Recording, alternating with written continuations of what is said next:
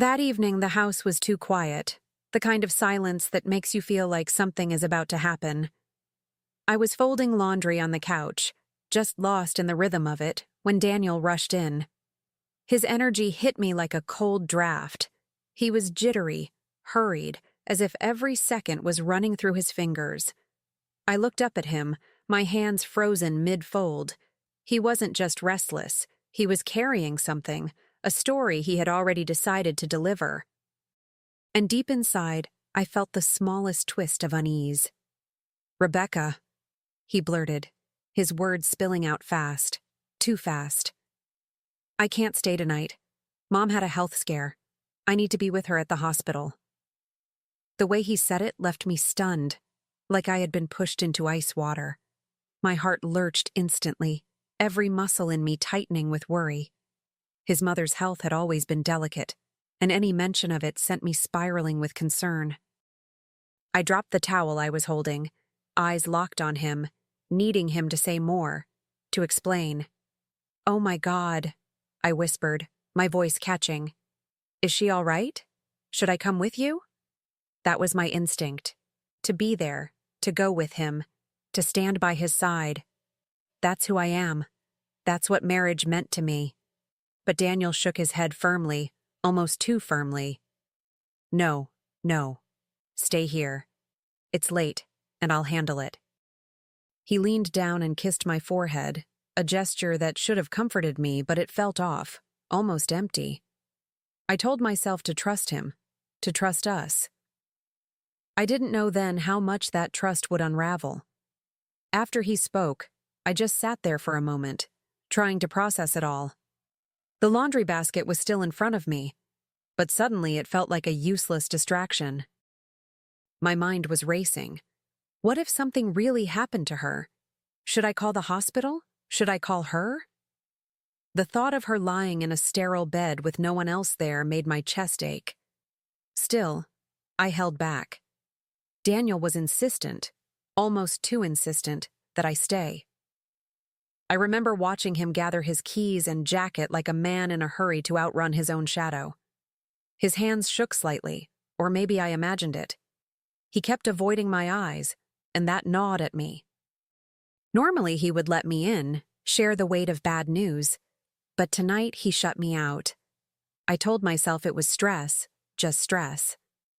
Yet, a whisper in my mind kept saying, "Something doesn't fit." I silenced it, because trust was what I owed him. When the door finally clicked shut behind him, the house felt emptier than it had in years. I stayed seated, staring at the spot where he had been standing, my thoughts spinning in circles. Should I have pushed harder to go with him? Should I have ignored his refusal? My gut was restless, but my heart clung to loyalty. I told myself I was doing the right thing by letting him handle it. Still, that night, unease lingered in the air like a draft I couldn't escape. I tried to keep myself busy after he left, but everything I did felt off. I picked up the laundry again, folding one shirt, then unfolding it, as if the fabric itself carried the tension he left behind. My eyes drifted to the clock on the wall, its ticking suddenly louder than ever. Time stretched, each minute pressing heavier on me. I wondered if he'd call, if he'd text with an update. Nothing came. Only silence, thick and uneasy. Eventually, I sat by the window, the night outside wrapping itself around the glass. The streets were quiet, a few cars passing, their headlights briefly slicing through the darkness. My phone sat on the table beside me, untouched, but glowing with the promise of news. I thought about his mom, her gentle laugh, the way she always squeezed my hand when we visited. The idea of her suffering somewhere, alone, twisted my stomach. Yet, the more I thought, the more something didn't line up. And there, in the stillness of my living room, I felt it. That tiny seed of doubt taking root. I pushed it away, told myself I was being paranoid, that love meant believing even when things felt strange. But deep down, I knew this night wasn't going to end with the comfort of reassurance. Instead, it felt like the beginning of something unraveling, and I couldn't shake the chill that settled into my bones. Hours slipped by, and the silence around me grew unbearable. I kept glancing at my phone, waiting for Daniel to call, to tell me something. Anything. But the screen stayed dark, taunting me with its stillness. Finally, the vibration shattered the quiet, making me jump. My heart leapt. I thought it was him. But when I picked it up, I saw her name. His mother. Relief and dread tangled together as I answered. "Rebecca, hi," she said, her tone calm, almost cheerful. "Do you know where Daniel is? I tried calling him, but he won't answer." Her words hit me like a slap. I froze, staring at the wall as my brain scrambled to make sense of what I was hearing. Slowly, I forced a breath out. "He said he was with you. At the hospital. Aren't you there?" My voice cracked, heavy with confusion, searching for something solid to hold on to. There was a pause on her end, a pause so heavy it seemed to press into the room with me. Then she laughed softly, but it wasn't humor. It was disbelief. "Hospital? Darling, I'm fine. I've been home all evening." The floor seemed to tilt beneath me, my chest tightening as her words settled in. In that moment, every ounce of air left the room. I could barely form words, caught between panic, anger, and the sharp sting of betrayal I didn't want to believe. My throat tightened, but I forced myself to respond, though my voice barely sounded like mine. "You've been home?" I asked, clinging to the hope that maybe I'd misheard her. But she confirmed it again, steady and clear. My stomach sank like a stone dropped in water. The world around me blurred, the lamp in the corner, the folded clothes on the couch. All of it felt distant, unreal. I gripped the phone tighter, my knuckles aching from the pressure. Her voice softened. "Rebecca, are you all right? You sound shaken." I swallowed hard, trying to find words that didn't exist. How could I tell her that her son had just ripped a hole in the trust I built my life on? Instead, I muttered something weak, something like, "Yes, I'm fine, just tired." A lie to cover another lie. She believed me, or at least she didn't press. We said goodbye, and the line went dead, leaving me stranded in the echo of her truth. I sat there, phone still in my hand, staring at nothing. My chest rose and fell in sharp, shallow breaths, like I couldn't quite fill my lungs. Doubt wasn't whispering anymore. It was screaming, clawing at me, demanding to be heard. The man I trusted most, the man who had just kissed my forehead with such forced calm, had woven a story so cruel it dragged his own mother into it. And in that silence after the call, I realized I couldn't ignore the cracks anymore. I set the phone down on the coffee table, but my hand lingered there, trembling. The room suddenly felt colder, as if every ounce of warmth had been sucked out. I pulled my sweater tighter around me, but it didn't help. My mind replayed the conversation, word for word, looping endlessly. "Hospital? Darling, I'm fine." Each replay was another stab, another confirmation that something was horribly wrong. I tried to steady myself, to think logically, but emotion flooded in too fast. Anger flared, then fear, then a hollow ache I couldn't quite name. My heart was at war with my mind, one part of me screaming that there had to be another explanation, another part whispering that I already knew the truth. My body felt heavy, as though gravity had doubled, pinning me to that couch. The weight of his lie pressed against my chest until breathing became a task. And yet, beneath the shock, something sharper began to form. A clarity, a resolve I didn't expect. I wasn't going to sit in this fog forever. He thought he had spun a story airtight enough to keep me quiet, but the call with his mother had lit a spark I couldn't ignore. My hands clenched in my lap, nails digging into my skin. I didn't know what I'd do next, but I knew one thing. This was no longer about trust. It was about truth. and I was going to find it. I stared at my phone for what felt like hours before finally pressing his number. My hand shook as the line rang, each tone pounding in my ears. When he picked up, his voice was strained, rushed. "Hey," he said, like nothing was wrong. I forced my tone calm, but inside, I was boiling. "How's your mom? Is she resting?" The silence that followed was thick, like he was caught mid-thought. Yes, she's stable. We're just waiting on tests," he stammered. My heart clenched, not because I believed him, but because I could hear the cracks in his lie. I sat straighter, gripping the phone so tightly I thought it might crack. My voice turned cold, steady in a way I hadn't expected. "Interesting," I said, "because I just spoke to her. She's at home. Perfectly fine." The words left my mouth like ice, deliberate and sharp. There was a pause, long, dangerous. Then his voice rose, defensive, almost angry. "Why would you call her? I told you I'd handle it." I could almost see his face through the phone, jaw tight, eyes darting, desperate to maintain control. But he had slipped, and he knew it. I lowered my voice, not with fear, but with quiet power. "You're not at the hospital, Daniel, so tell me, where are you really?" And then, just like that, the line went dead. The silence after he hung up was louder than any shouting match we'd ever had. I stared at the screen, his name still glowing faintly, and felt my stomach twist. He didn't deny it.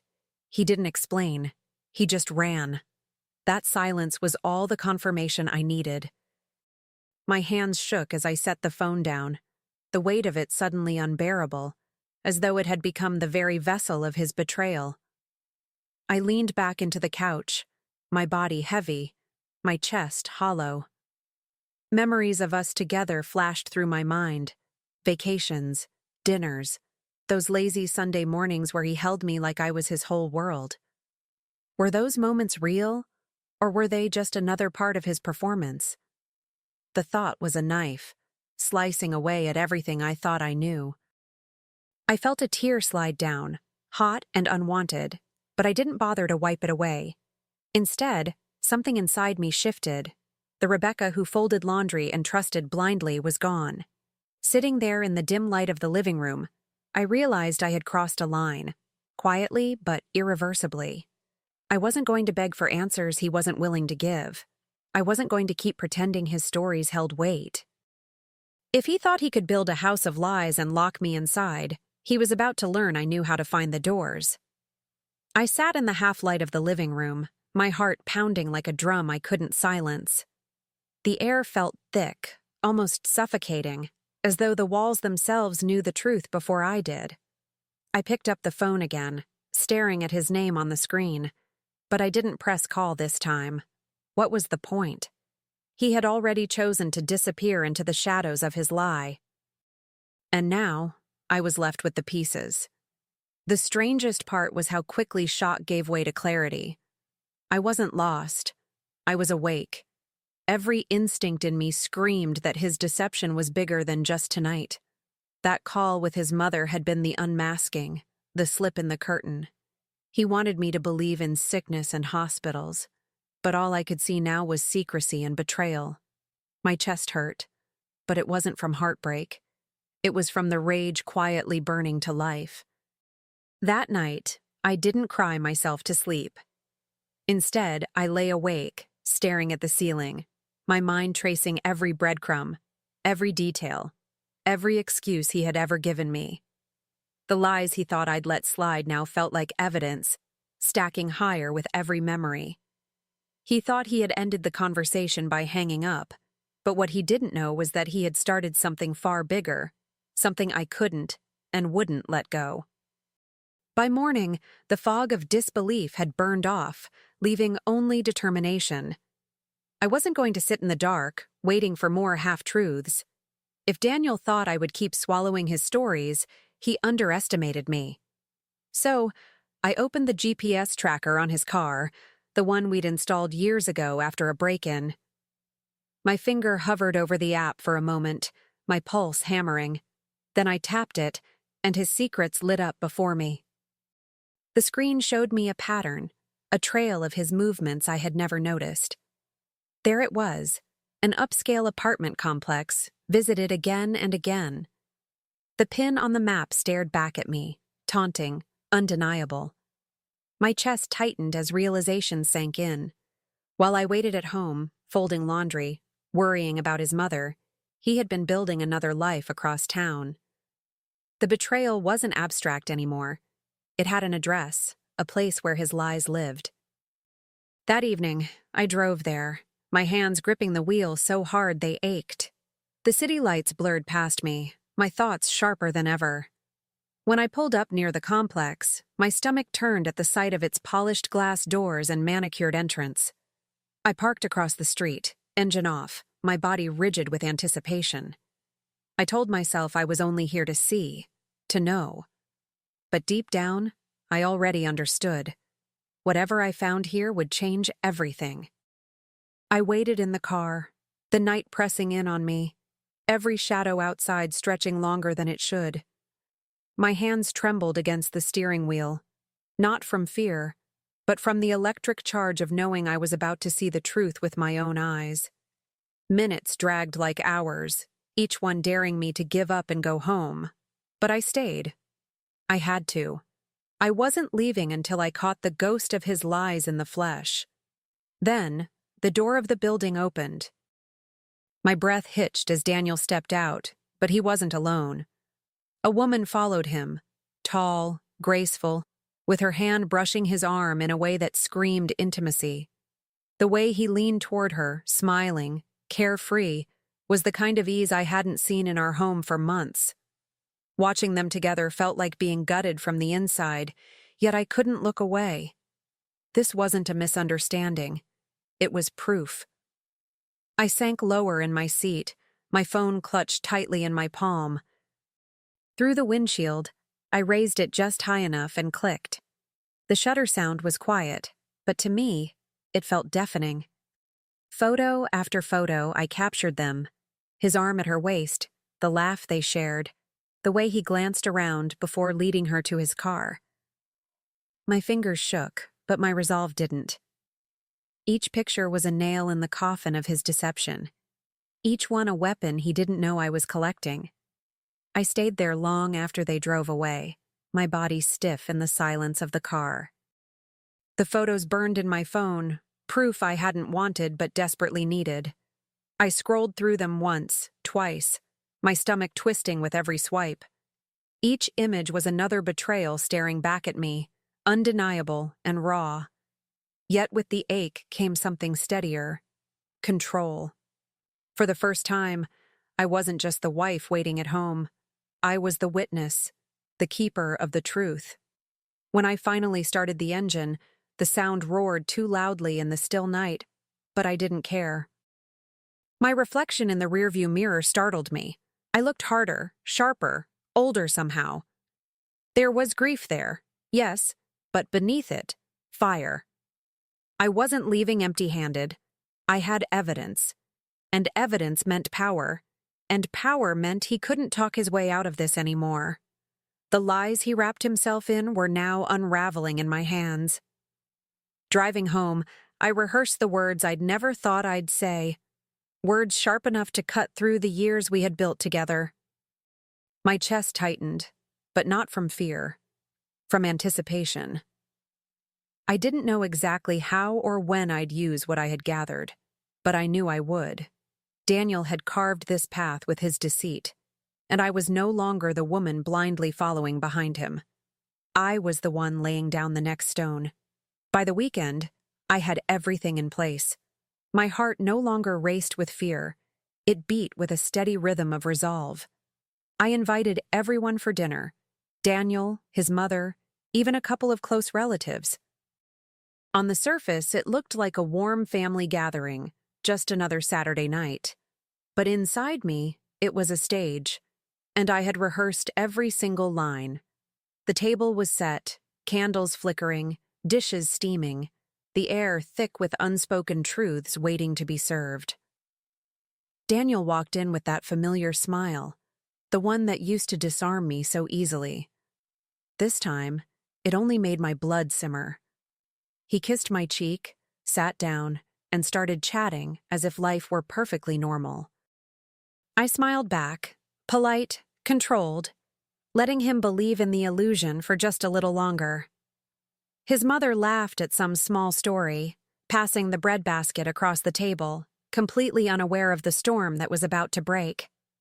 When the plates were full and the wine glasses half empty, I knew it was time. I reached into my bag and placed the envelope on the table, sliding it forward until it rested between the serving dishes. Conversation slowed, eyes turned to me, and Daniel's smile faltered. With calm hands, I opened it, spreading out the photos, the call logs, every piece of truth I had collected. Daniel said he was with his mother in the hospital, I said, my voice clear, steady. But as you can see, he was somewhere else entirely. The silence that followed was thick, almost suffocating.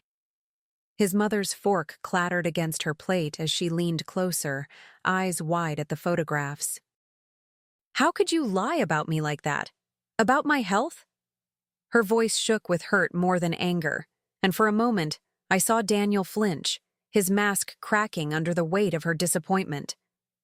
He opened his mouth, but no words came, only stammering sounds that carried no defense. Finally, he tried, his tone desperate. "Rebecca, please, we can talk about this. Just us." He reached for me, but I pulled my hand away before he could touch me. The gesture was small, but it sliced through the room louder than any argument. "No, Daniel," I said, my voice sharp but calm. "You talked enough. With her.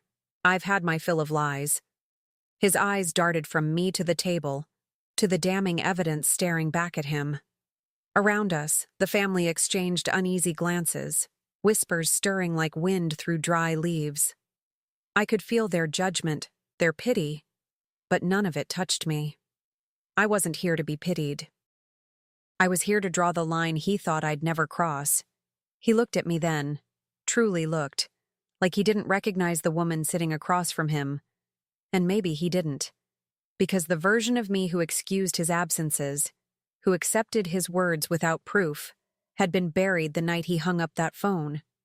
I gathered the photos back into the envelope, slow and deliberate, the way you close a door that should never have been opened. Then I looked up at him, straight into the eyes that once held every promise I believed in. "I'm done," I said, my voice steady, almost calm. "There's nothing left here for me to listen to. You've spoken enough lies to last a lifetime." For the first time, he didn't argue. He just sat there, shrinking beneath the weight of his own choices.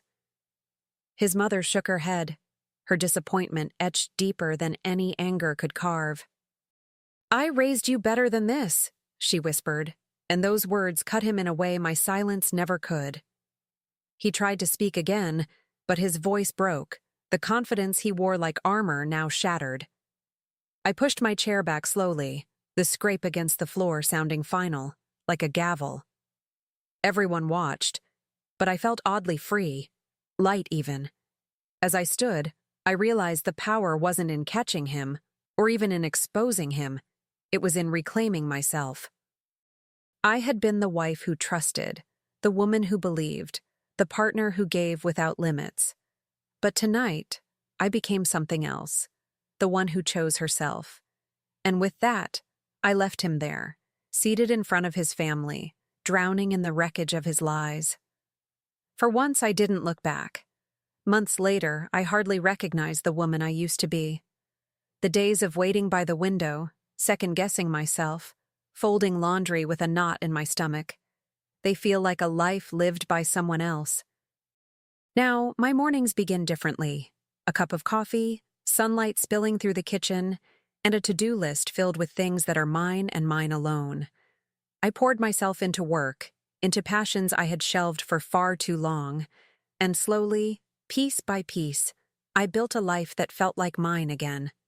There are moments when the old ache resurfaces, like a phantom pain, A song on the radio, a familiar scent, even a street we once walked together can stir something in me.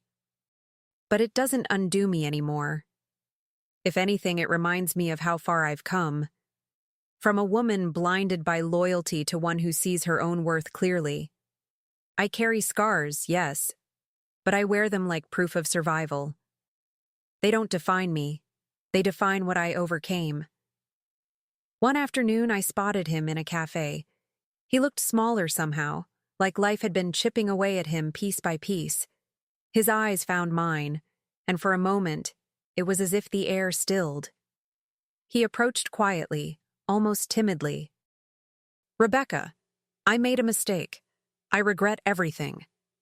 His voice cracked, but there was no power in it anymore. I smiled, steady and sure. "So do I. I regret believing you for as long as I did. But I don't regret leaving you. That was the best decision of my life." And then I walked away, light as air, free at last.